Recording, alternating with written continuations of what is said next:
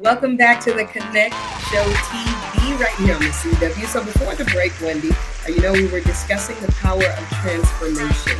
So now we will be speaking to someone who can really help make that mindset shift. Licensed therapist, international speaker, entrepreneur extraordinaire, mindset coach. Ladies and gentlemen, please help us welcome to the Connect Show, Miss Alison Jago. Hey, Alison. Hi, how are you guys? Alison, we are so honored to have you here with us today. Please tell us more about your background and as a life coach and therapist. I've only been a therapist maybe the last 9 years. I had a whole education in psychology and mental health. And so I went back to it and got a second degree. I got a second master's degree in my 30s and had to start all over again. That's so good. Yeah, I love that. And, you're the perfect example of it's never too late to start over again. So thank you for sharing that. You're also an international speaker. I'm really interested and curious, what places have you traveled to and what inspired you to make the transition into entrepreneurship? My favorite place I'd have to say is Japan. But second place, if you've never been, I recommend Inside of This Lifetime. If you can get yourself to Bali, talk about transformation. It's just such a nurturing, beautiful, spiritual place. And I found a lot of my soul there. So, it kind of leads into the question, what made me become that, entrepreneur? I started to realize that especially for women and especially for people in mental health field, there's really this unbelievable sense that we're just supposed to always be other, right? We're always supposed to be giving. We're not really supposed to take back.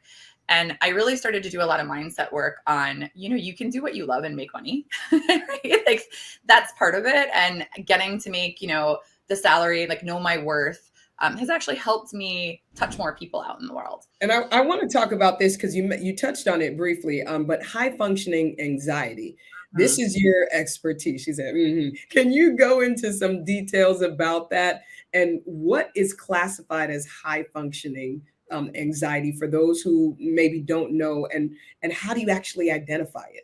Yeah, it's a great question. So, I have 4 degrees in mental health, and I actually didn't know what high functioning anxiety was until I saw an Instagram post, which is a bit embarrassing to admit, that said something to the degree of you might be having high functioning anxiety if you're always in your head, if you have, you struggle a lot to say no, if you have poor boundaries, if you're the person who always shows up first to work and the last one to leave. And it really started to clue me in that anxiety doesn't always look like panic attacks, debilitation, right? It's a lot of what our narrative is in our own head, but inside of their own narrative, it's harsh, right? It's very critical. A lot of the times we're doing things not because we authentically want to do them, but because we think that we have to do them. And to me, that's really what high functioning anxiety looks like. Please tell us what products and services you actually offer. Yeah. So as we've said, I'm a licensed therapist. So I do therapy and I specialize in anxiety, in trauma, and in sex and intimacy. I also offer coaching, which is a little different. Therapy to me is more go to your past, really work on old wounds, find the patterns that you've had in your life, what's no longer working for you. Coaching is a little more goal oriented. So I do offer both of those. And something that's really personally important to me is letting people have more accessible messaging. So I try to offer, to the best of my ability, tools on those types of things. I've got to ask, what do you find men are most curious about when it comes to sex and intimacy versus women? That's a great question. What are men more curious about? I think men have a lot of ego around what they're supposed to do in the bedroom, right? And there's a lot of pressure there. And that type of pressure is really performance based. And I think women have a more emotional concerns when it comes to sex and intimacy, right? They might be worried about their body image. They might be worried about the connection they're having. But when I talk to men, it's usually more logistical performance type anxiety and things like that. I got to ask how in those instances, how do you coach them, or what do you do? Honestly, I think all things really come back to mindset, right? So we have some sort of a narrative that's keeping us stuck, trying to figure out where is the pressure coming from? Where is all of us, it's just that narrative. We've told ourselves some story. It's the same approach for men or women. It's just the content usually changes. Okay, so I got to get into this. We've been talking a lot about today regarding transformation.